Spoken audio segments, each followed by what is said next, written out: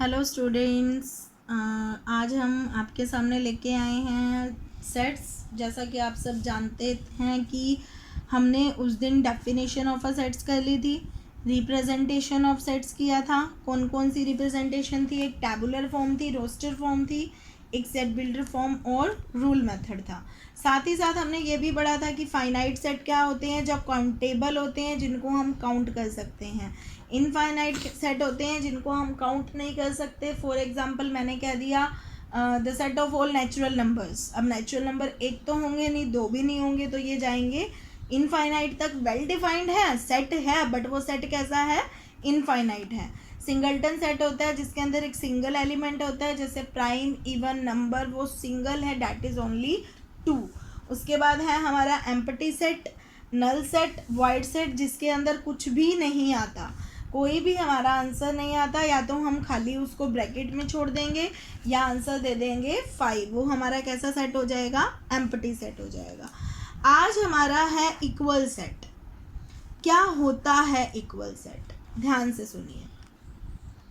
मान लीजिए ए हमारे पास कोई सेट है, सेम बी भी एक सेट है और बी सेट इसने दे दिया। ये इक्वल सेट होता है अगर ए के अंदर जितने भी एलिमेंट्स हैं वो सेम एलिमेंट्स बी में होने चाहिए।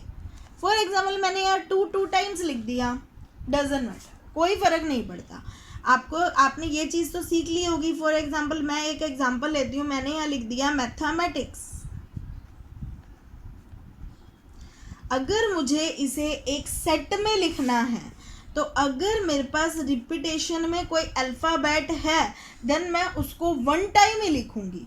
तो मैथमेटिक्स का जो सेट बनेगा वो बनेगा M A T, क्योंकि ये हमारी कौन सी फॉर्म है? टैबुलर है। टैबुलर है तो कोमाज में आएगी। H E, M आ चुका तो मैं नहीं लिखूंगी, A आ चुका तो मैं नहीं लिखूंगी, T आ चुका मैं नहीं लिखूंगी, I C एंड S। ये हमारा मैथमेटिक्स का क्या बनेगा? सेट बनेगा। क्लियर? तो इक्वल सेट में चाहे यहाँ 2 एलिमेंट्स हैं, जब मैं इसको अरेंज करूँगी तो ये कितने टाइम्स लिखा जाएगा? 1 टाइम से लिखा जाएगा। इसीलिए हाँ ए बी के इक्वल है। क्लियर? तो अगर यहाँ से अगर आपसे एक क्वेश्चन पूछ लिया जाए 4 8 12 16, बी है 4 8 20 16, क्या ये दोनों इक्वल हैं? No, A is not equal to B, क्योंकि जो 12 एलिमेंट है वो ए में है, बी में नहीं है। Clear students? तो ये हमारा क्या था? Equal set. नेक्स्ट आता है आपका cardinal number of a finite set. यहाँ पे आप ध्यान देंगे, फाइनाइट सेट, कार्डिनल का क्या मतलब होता है? मान लीजिए कोई मेरे पास एक फाइनाइट नंबर है, फाइनाइट जिसको मैं काउंट कर सकती हूँ। अब ध्यान से देखिए, यहाँ काउंट करके बताइए कितने एलिमेंट्स हैं? 5 एलिमेंट्स हैं। तो द नंबर ऑफ ए, मतलब टोटल कितने एलिमेंट्स हैं? ध्यान से काउंट कीजिए, 5। तो मतलब कार्डिनल का मतलब होता है, जो हम मतलब काउंट करके लिखते हैं ना, तो हम इसको ऐसे बोलेंगे कार्डिनल नंबर ऑफ ए। तो रिप्रेजेंट किया जाता है एन ऑफ ए से। क्लियर? ओके।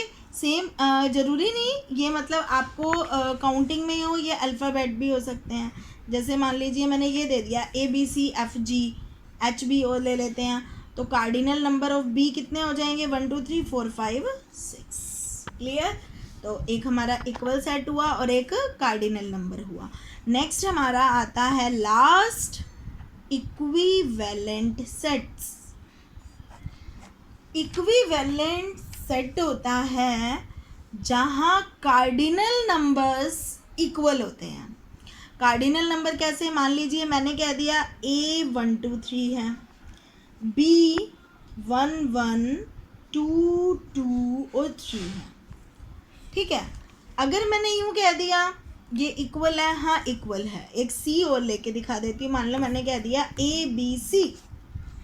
अब देखो A C के इक्वल तो है नहीं, नहीं है ना, क्योंकि 1 2 3 है, यहाँ ABC है, बट ये इक्विवेलेंट है क्योंकि नंबर ऑफ A एलिमेंट भी कितने हैं, 3 है, और नंबर ऑफ C एलिमेंट्स भी कितने हैं, 3 ही हैं। मतलब ये इक्वल तो नहीं है, ये क्या है, इक्विवेलेंट है। मतलब इक्विवेलेंट में आप ये देखते हैं कि उनकी संख्या बराबर होनी चाहिए। मतलब इधर भी एलिमेंट्स 3 हैं और इधर भी 3 हैं। क्लियर? यानी अगर मैं बात करूं इक्वल की, जैसे मैंने कह दिया A हमारा 4 5 6 है, B हमारा 6 5 4 है, तो ये इक्वल भी है और इक्विवेलेंट भी है। क्लियर? बट अगर मैंने A कह दिया 4 5 6, B कह दिया 8 9 10, क्लियर? तो ये हमारे इक्वल तो नहीं है बट इक्विवेलेंट है। मतलब इक्वल सेट तो इक्विवेलेंट हो सकते हैं, इक्विवेलेंट सेट अब मे बी वाला केस है, हो भी सकते हैं और नहीं। क्लियर? ओके, तो ये हमारा आज का जो फर्स्ट एक्सरसाइज का है, सेट्स की टाइप्स, डेफिनेशन, ये सब क्या हो गया है, बिल्कुल क्लियर हो गया। ओके स्टूडेंट्स, तो ये आप अच्छे से कर लीजिए। और फर्स्ट एक्सरसाइज में जितने भी क्वेश्चंस हैं, एक आधा क्वेश्चन जैसे मैं अभी आपको एक बार ट्राई कराती हूँ कि कर पाएंगे या नहीं। फॉर एग्जांपल मैंने यूँ कह दिया आपको, the set of letters in the English alphabet. मैं आपसे ये पूछ रही हूँ क्या ये फाइनाइट सेट है या इनफाइनाइट है। अब आप सबको पता है इंग्लिश अल्फ़ाबेट में टोटल कितने अल्फ़ाबेट्स होते हैं हमारे, 26 काउंटेबल है, तो ये हमारे कैसे सेट हो गए, फाइनाइट सेट। क्लियर? ओके, एक और क्वेश्चन करते हैं, देखिए ध्यान से। मान लो मैंने कह दिया x एक सेट है x - 5 = 0, b एक सेट है x is an integral positive root of the equation x² - 2x - 15 = 0। अब इसने कहा आप बताइए ये दोनों इक्वल है या नहीं है। ध्यान से समझना, अगर मैं ए सेट की बात करूं x - 5 = 0, तो इधर से a की वैल्यू x सच डैट का मतलब होता है x की वैल्यू निकालनी है। तो x की वैल्यू कितनी आ रही है, इधर से हमारी 5 आ रही है, कोई प्रॉब्लम ही नहीं है। x की वैल्यू कितनी आ रही है, 5 आ रही है। और अगर मैं b सेट की बात करूं, और b जो है वो हमारा देखो एक इंटीग्रल पॉजिटिव रूट है इसका, हम इसके क्या करेंगे, फैक्टर करेंगे।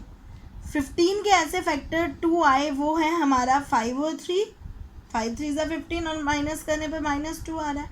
x common x - 5, 3 common x - 5, तो एक फैक्टर हो गया x - 5 और एक हो गया x + 3।